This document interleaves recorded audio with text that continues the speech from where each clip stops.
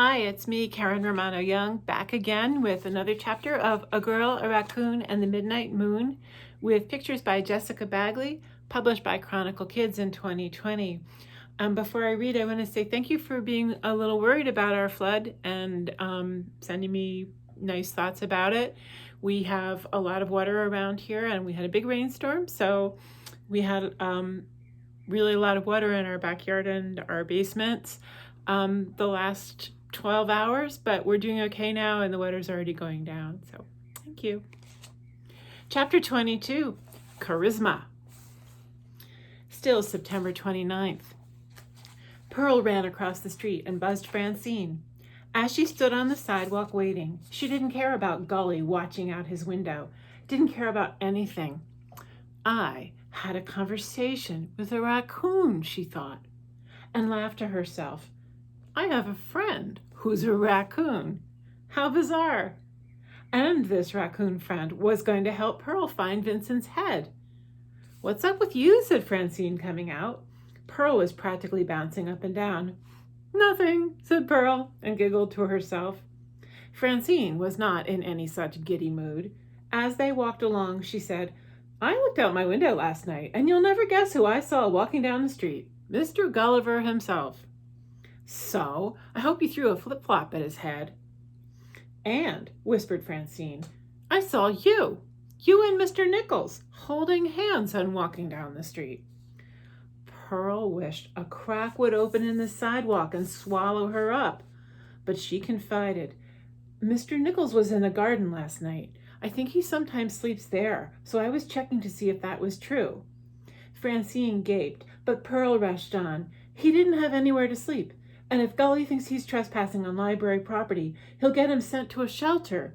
You heard what he said that time we were in the store. He wants Mr. Nichols and all the other homeless people out of the neighborhood. So you can't tell anybody you saw us, Francine. You just can't. Not if you're my friend. She felt exhausted, and they weren't even at school yet. Can't you see? Holding his hand showed Gully Mr. Nichols wasn't trespassing. She wanted to say, I've been talking to raccoons. But a harsh, prickly mood was coming from Francine, and Pearl felt compelled to smooth it. So instead she said, I showed my mom the loading dock too. She searched her imagination for some appropriate words. You did a good thing showing me. Maybe something good will happen for Mr. Nichols now. Maybe we can do something good, I mean. Oh, said Francine. Then, all right, okay. The silence fell again. Had Pearl been too formal? Did Francine think she was being weird or crazy for walking around at night hand in hand with Nichols? She searched her imagination again, this time for a peace offering, and brought up a subject she knew Francine wanted to talk about. What's the scariest story you know? I mean fictional, not nonfiction, not real life. The Rock Lady Dance, said Francine. I said stories, said Pearl. Then she worried that she was being a book geek again. You like being scared by stories, right? Francine nodded, a little embarrassed. Then I need you to help me make the story about Vincent even more dramatic. I know you've been working on that Rock Lady thing. Just like that, Pearl let go of her ownership of Vincent, forcing her chin up, even if it strained her neck. If Marianne could help, maybe so could Francine. Francine tapped her toes, even though she only had her school shoes on, and smiled at last. After ignoring all my ideas, now you want me to act out the Rock Lady Dance? What for? You said you came to the library because you were scared by my scream, right? Francine nodded. We're going to scare more people into coming to the library. Francine smiled and wiggled her eyebrows. All day, Pearl kept reminding herself of the morning conversation with Marianne, checking in to see if it still felt real. It didn't, but it was. And she kept thinking about Marianne's idea for a marketing campaign to save the library, and all of Francine's Rock Lady ideas that maybe weren't so crazy after all. Pearl wasn't sure what would make adults come to the library, but she knew she ought to be smart enough to figure out kids. At school, Pearl was all eyes, silently observing everything that went on around her.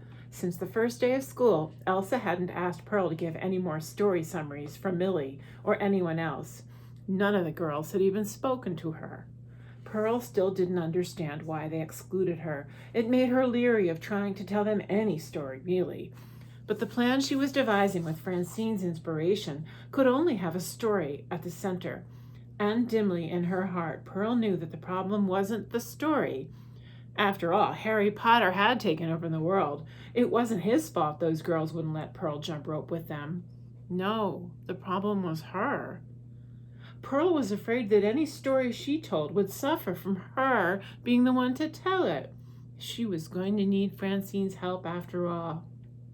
At recess, Pearl sat alone, holding up her book, pretending to be examining some illustration, while actually peering around the playground. Games of Foursquare that already had 4 players. 3-girl jump rope that she wasn't allowed to join. And the boys playing HORSE, horse, or just shooting baskets. In that group was Oleg Boyko.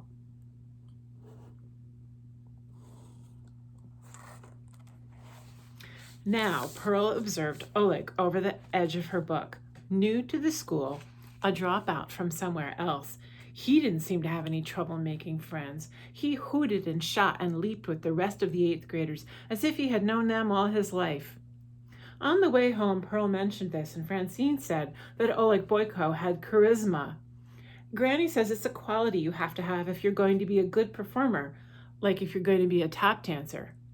Pearl could see what charisma meant. An odd green shirt and a lit-up expression, and then you were allowed to join horse games. But also she figured while Oleg was playing horse, he would have to be talking about basketball because that's what horse is. So he wasn't necessarily talking about rocks the whole time.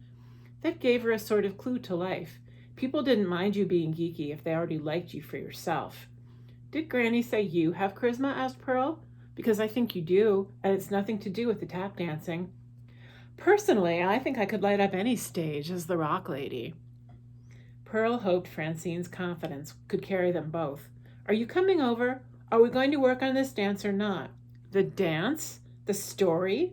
You know what it is? It's a performance, said Francine, and a performance needs more people. Pearl's heart sank.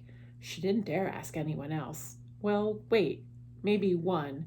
Let's go ask Oleg, said Pearl.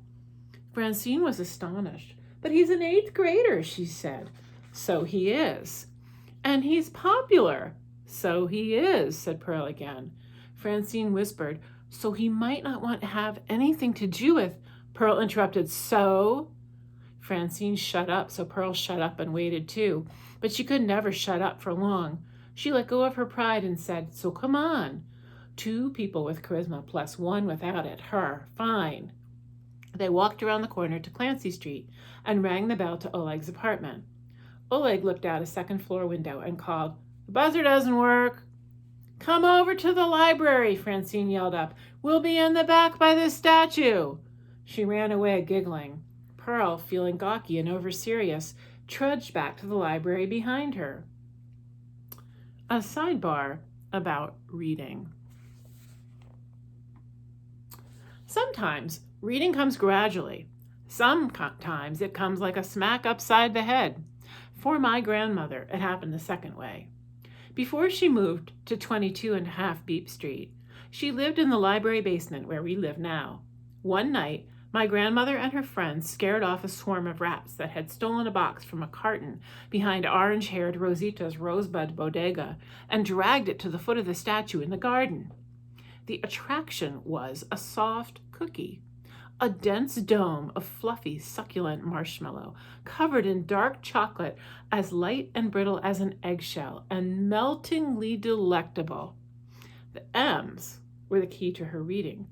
As she said the name Malamars. Malamars are cookies that have been around since 1913, mostly in New York. Think graham cracker cookie plus marshmallow, plus a thin, crisp, delectable outer coating of dark chocolate, which is why you can only get them September to March. Otherwise, they melt. That's just one reason they're precious. As she said the name Malamars over and over to herself, she studied the letters. 2 humps meant 2 vertical lines said oh, and A was an open mouth. Ah. After a certain amount of repetition, R and S also released their sounds to her. She learned the sounds of the rest of the letters by studying every word that had the letters she already knew. Her first name was a raccoon word, Merxix. Now she became the first raccoon to claim a last name like the ones humans use. In fact, a human word, Malamar. My mother, Matilda, came along soon after, and then her sister Islandwe. I'm my mother's daughter, named after her favorite steam shovel, a book Vincent sent my mother in which a basement plays an important role. I am the one who found the nonfiction book that gave my brother his name in the course of doing research about what humans think of raccoons. Both Mrs. Malamar's children were taught to read, but not all embraced this human-style learning. Even Aunt Islandwe, a reader who lives in the tree above Vincent, had a rebel. Her daughter, my cousin Eloise. Eloise the exotic who wants to see the world. Eloise the illiterate who barely knows the words she'd need to find her way across town on the subway. By M.A.M. The girls stood in the garden and watched the driveway until they heard a noise behind them and turned to see Oleg balance for a moment on the brim of the library's dumpster and jump between two trees to land gymnastically on the grass. Hello, said Pearl, acting as though everyone entered the garden this way. She took charge of the situation before Francine had a chance. Okay, look, we've got this plan for school, and we need you to help us spread the news about the library. About how it's getting made into apartments, said Oleg. If you spread that news, warned Pearl, then you'll never get to help with Vincent's new head. Oleg's face fell. He sure wanted to be a hero. Yoicks doesn't think the statue matters, he admitted, but the librarian does. My mother? She's your mom? Oleg focused on Pearl. Oh yeah, I can see it. Same intense eyes. Anyway, she's working on an idea to tell people who Vincent, you call her, was. She's thinking about trying to get sponsors, buy an ear or something like that. People are going to buy one of Vincent's ears, Pearl said, hearing panic come into her own voice. From the way Oleg was eyeing her, she knew she needed to settle down. She was relieved when he smiled and answered, Sure, like buying a brick outside Citi Field. It helps the Mets, or my cousin's school in Pennsylvania. They put money on a square of their football field, and somebody lets a cow on the field, and the square where it lets one go. What? Shrieked Francine. True, said Oleg, grinning. It's called a cow patty raffle. So people buy an ear or an eyeball or her skirt, and the head gets paid for? Pearl was trying to understand. Peculiar. Your mom thought of that? Asked Francine. And, continued Pearl, working Mom's plan into her own, people might especially want to buy parts of something that's haunted. Haunted? The statue or the library? Asked Oleg. Both, said Francine. And that's what we need you for, said Pearl to Oleg. Here's the plan. I'm writing this scary story. Francine's going to turn it into a performance. What am I supposed to do? Oleg asked. You're the plant, said Francine, as if she were bestowing an honor. Oleg looked blank. I'm a geologist, he said. At least let me be a rock. It was funny. They laughed. She means you're going to be in the audience, planted there. Your job is to help people believe it, said Pearl. It's easy. All you have to do is believe it yourself. After the performance, you ask kids, have you heard about the library? I heard it's haunted. I hardly know anybody at this school yet, said Oleg. What? You're friends with everybody on the basketball court, said Pearl. It's just basketball, said Oleg. Pearl was surprised to see he looked uncertain. You'll be fine, said Francine. Look at the entrance you just made here. She gestured to the dumpster. You're a born performer. We're like reporters. Pearl nodded at Francine. We're the ones who have to make the story real. Make it true, corrected Francine, and scary. But without the audience, we're nothing, said Pearl. They have to be able to envision what we're seeing. That's where you come in, Francine said to Oleg. You act scared. You tell them what they should be scared of. Why should they believe me? Pearl said, inspired. Because it's real to you. He looked into her eyes and nodded. It's official, he said. I'm a plant. Thanks for listening. See you tomorrow.